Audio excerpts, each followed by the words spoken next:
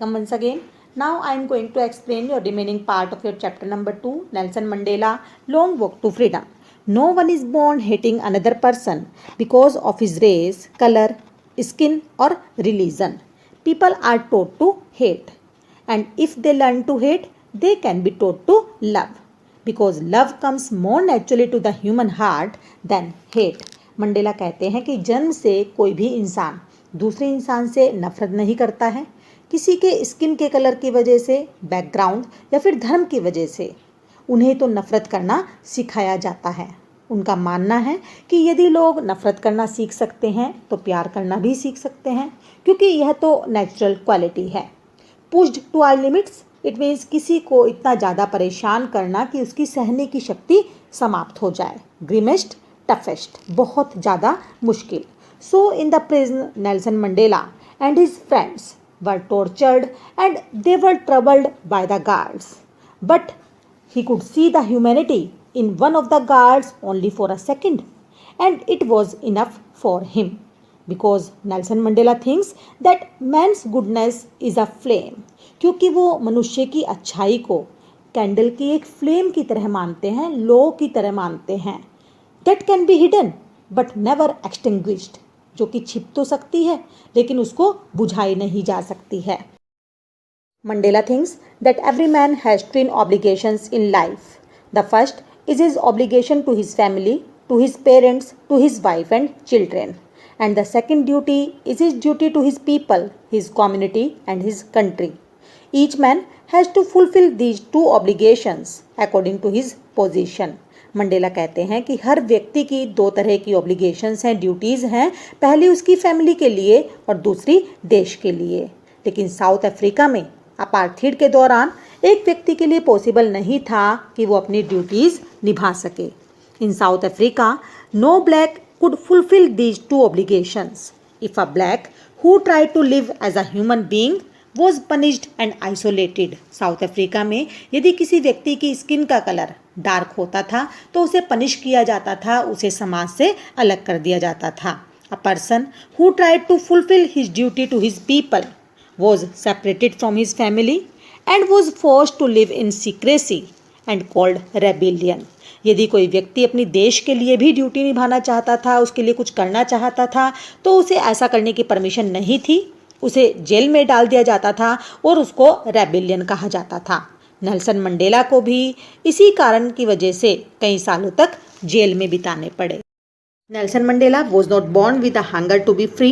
In childhood freedom has a very limited concept. He felt that he was free to run in the fields, free to swim in the stream near his village and ride the broad backs of slow moving bulls. जब Nelson Mandela का जन्म हुआ तो उनमें आज़ाद होने की भूख नहीं थी, क्योंकि वो आज़ाद ही थे।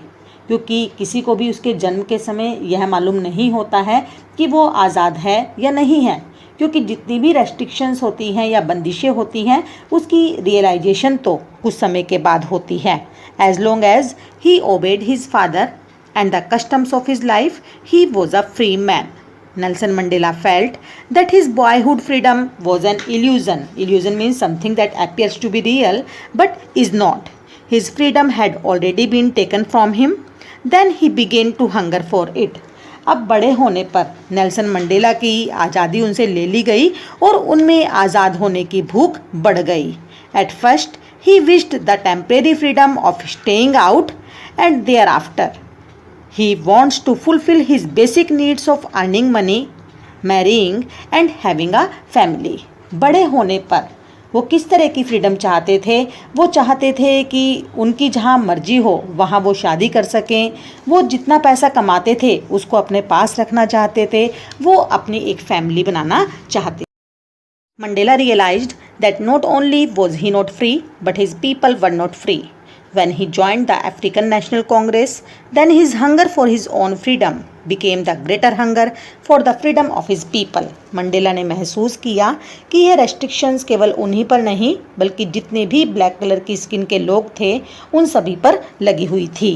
It was the desire for the freedom of his people to live their lives with dignity and self-respect that animated his life. It transformed a frightened young man into a bold one. It changed a law-abiding personality to be a criminal. It turned a family-loving husband to live like a monk. अब Nelson Mandela क्योंकि देश को आज़ाद कराना चाहते थे, इसलिए उन्हें इतने सारे एडजेक्टिव्स मिले, उन्हें इतने सारे आरोप लगाए गए कि वो बोल्ड हैं, एक मोंक की तरह जीवन बिता रहे हैं अपनी फैमिली को त्याग कर। लेकिन वो ऐसे क्यों बने? इससे पहले तो वो भी लॉ अबाइडिंग इंसान थे, लेकिन उन्हें क्रिमिनल बनने पर मजबूर किया गया। वो फैमिली लविंग पर्सन थे, लेकिन इस स्ट्रगल के दौरान उन्होंने अपनी फैमिली को छोड़कर मोंक की तरह रहना स्वीकार किया। उनके हालातों ने ही उन्हें ऐसा बनने पर मजबूर। Mandela thought that he is not more virtuous than the other. He thought that freedom is indivisible. The chains on all of his people were the chains on him. Mandela कहते हैं कि उन्होंने महसूस किया कि जब तक उनकी कम्युनिटी का कोई भी इंसान आज़ाद नहीं है, वो भी आज़ाद नहीं है।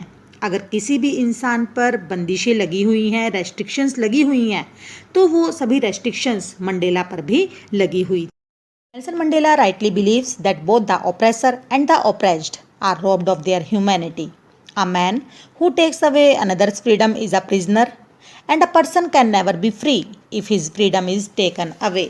नेल्सन मंडेला का मानना था कि दोनों ही ऑप्रेसर और ऑप्रेस्ड दोनों ही फ्री नहीं हैं, क्योंकि वह व्यक्ति जो किसी पर बंदिशें लगाता है, किसी की फ्रीडम को रेस्ट्रिक्ट करता है, दैट इज़ कॉल्ड ऑप्रेसर, और ऑप्रेस्ड जो अपनी फ्रीडम को छिनवाता है किसी के द्वारा, that is called oppressed. So Nelson Mandela believes about this thing that both the oppressor and the oppressed are robbed of their humanity and both of the persons are alike.